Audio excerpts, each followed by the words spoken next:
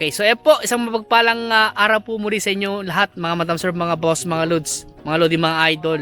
Another property for sale na naman po ipapakita ko dito pa rin po sa bayan po ng San Manuel, lalawigan po ng Tarlac.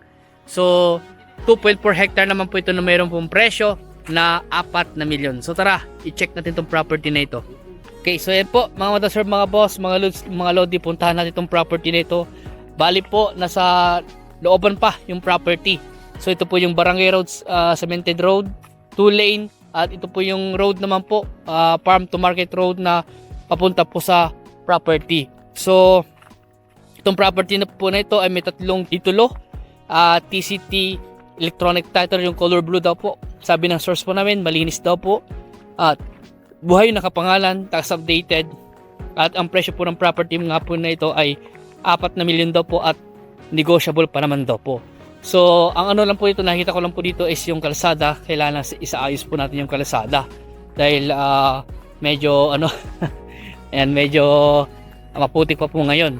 Pero kung lalagyan ng raba o kaya ng kung papasemento, ay pwede rin naman po. Ayan. Pero registered daw po na farm to market road daw po itong road po na ito. So, yung property,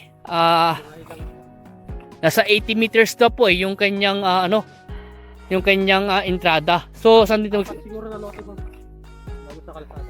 4 na lote bago sa sementadong kalsada. Okay, so ano po property? Ayan, tapos andun lang po yung bypass road. Ang sabi naman po ng source po namin, muntik na daw po na daanan ng ng bypass road itong lote na ito.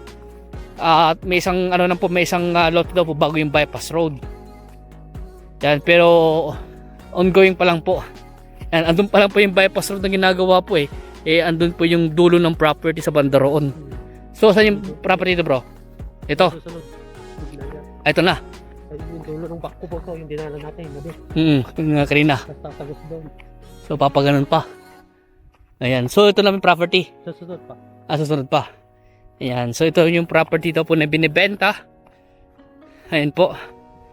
2.4 hectare na mayroong presyong 4 na milyon. So ito na po yung property na binibenta hanggang dun sa may kahoy na yon. Ayan, nasa mga 80. Ay, di ba ito? Ay, kala ko ito. So, sorry, yun pala. Ito. Walang 80 yan, boss. 50 lang yung frontage niyan. Yan doon, so may kahoy na. Ito na yung property. Doon, sa may puno doon, sa dulo. So ito na po yung property. Sorry. Ayan. So diretso po ito. Hanggang dun po sa may puno na yon. Estimate po nga na frontage daw po nasa mga 80 daw po. Pero sabihin natin mga 50 more or less po siguro ito yung entrada po niya. Ayan. So may deep well. May deep well po siya. At grabe. Medyo mainit. Ayan. So ito po yung paligid ng property. Ayan, Mount Bulaylay sa Kuya po. Tapos ayan. Tapos dito po meron pong kubo doon, sa isang property po doon. Ito na po yung property na binibenta. Ayan, may tarim na palay pero naghihingalo yung palay. Walang ulan. Ayan po.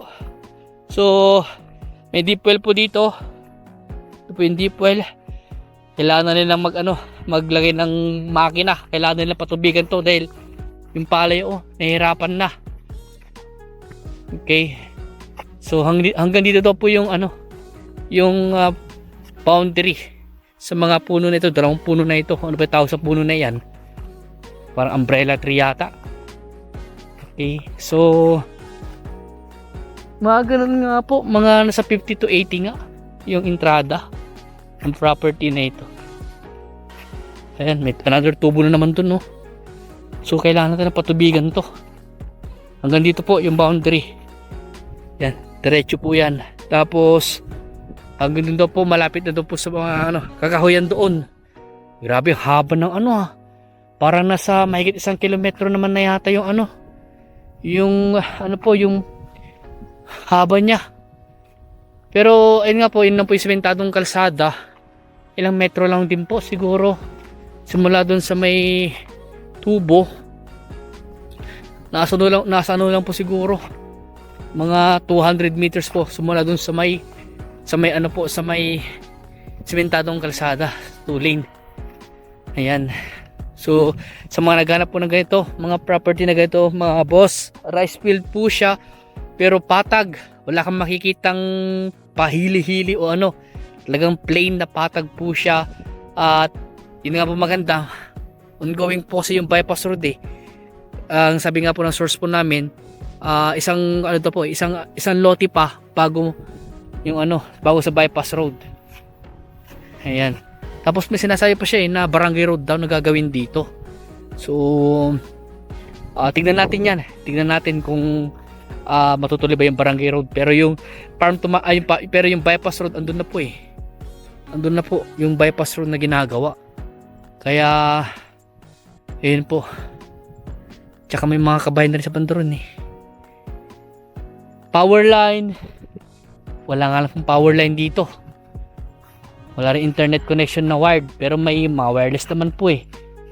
And then yung kuryente, solar na lang po siguro eh, umuuso naman po yung solar po ngayon.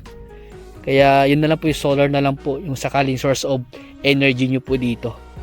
Ayan, so ito po yung property mga boss. At kung gusto yung makita po ito ng personal, mag-schedule lang po kayo. Kung may ibang katanungan po kayo, tawag na lang po kayo sa akin. Ayan po.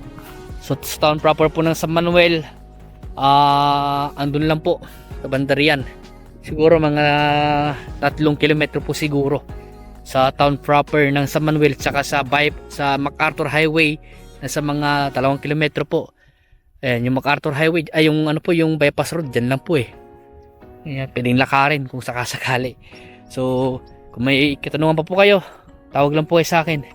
Gusto mag-viewing, mag-schedule lang po kayo para masamahan po namin kayo. Ayan, so sa mga bago pa lang sa aking YouTube channel, don't forget po na mag-subscribe at pakipollow nyo rin po ako sa aking Facebook account. So hanggang dito po na at maraming salamat po sa inyo lahat at God bless po.